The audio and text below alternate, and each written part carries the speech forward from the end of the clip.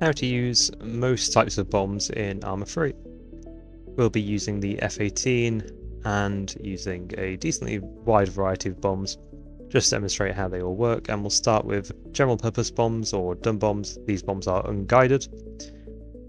We'll scroll through with our weapons key to find the Mk82. Don't really have to worry about any different kinds of guidance here because it isn't. We'll enter the target pod, point at our target, lock it with Control and T, and with this little diagram's aid we will line our plane up with the target, which we can do outside the T-pod. Within the T-pod it's a little bit different. We have to try and align the little cross reticle with the target, which should appear momentarily. There it is. That will tell you exactly where the bomb will land, and it accounts for altitude, elevation of the ground, all that. Once the bomb's dropped, we no longer have to worry about it, since it is unguided, and we can turn away.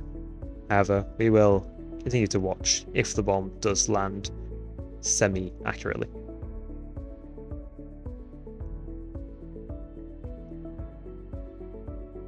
As you can see, it lands just off to the right of the target there, mainly due to inaccuracy when dropping. The solution to this is to use guided munitions such as the GBUs.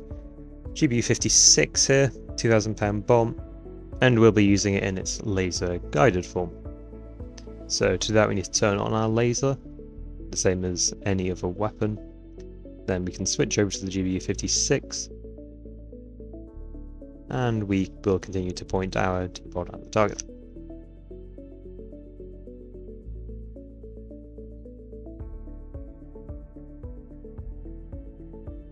With the target acquired, we can lock the T-pod again, and we'll notice that the red laser symbol is on.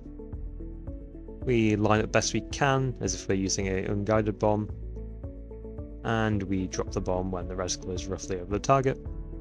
Keeping the laser on, we can turn away if the T-pod is locked to the ground, and we wait for the bomb to fall.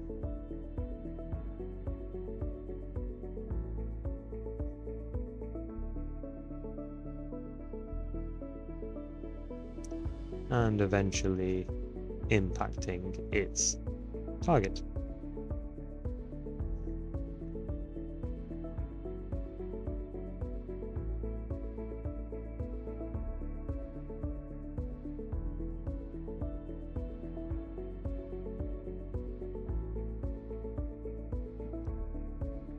For GPS guided bombs, it's a little bit more complicated and we have to use the iTarget system. We use a scroller to open it, and then we can find where we want to target our map. We can then click the designate button and click on the map again to target. From there we can open the list, and this will show your pylons that are able to be GPS guided. Select one of the pylons, select a target on the list, and then click the select button, and this will lock the pylon to the target. Note that if you have multiple bombs that are able to be GPS guided on the same pylon, all the bombs on that pylon will be locked to that target. You cannot individually lock bombs to a target. So you'll need to redesignate in between if, for example, you have 4 GBU-39s on the same pylon. GPS guidance is rather strong, so we are able to drop these quite away from the target, as they are glide bombs, and JSOWs in particular have a rather large range if dropped with a decent enough speed. We release the bomb here, and it might take a while to land considering our height. And we've got a little message in the bottom left saying that the bomb is successfully following GPS guidance. As you'll be able to see in just a second, we do hit here with a cluster bomb, the centre of the cluster being on our GPS guided target. These do leave UXOs, so do warn your companions if they're going to be on foot in that area. We'll skip over high drag bombs because they are essentially just dumb bombs but fall at a steeper angle, and move on to bunker buster bombs. These consist of a smaller warhead and then a main charge, designed to penetrate through large amounts of earth or concrete to blow up the bunker inside.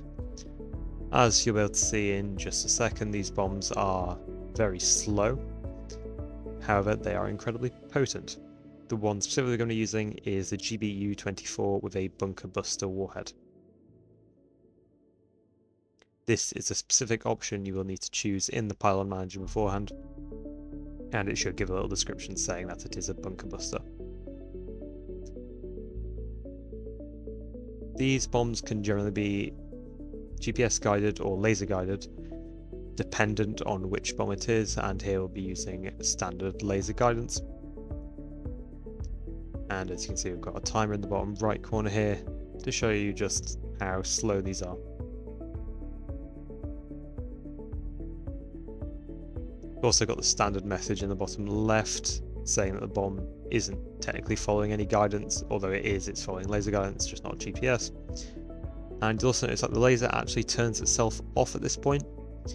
Usually it's fine. However, if you are dropping from a large height, it may be worth it to turn it back on again. However, the bomb, as you can see, has had plenty of time to guide just fine. And it has completely destroyed our target.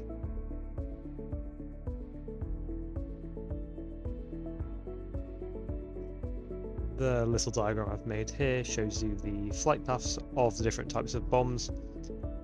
This is useful just to know while you're on approach to a target and how much time you will have to aim. However, these trajectories are modified by the type of bomb and which guidance you're using. Thank you for watching, and I will continue to make guides in the future. Hope this has been helpful, and if you'd like to play with us, feel free to join CSG12, link is in the description.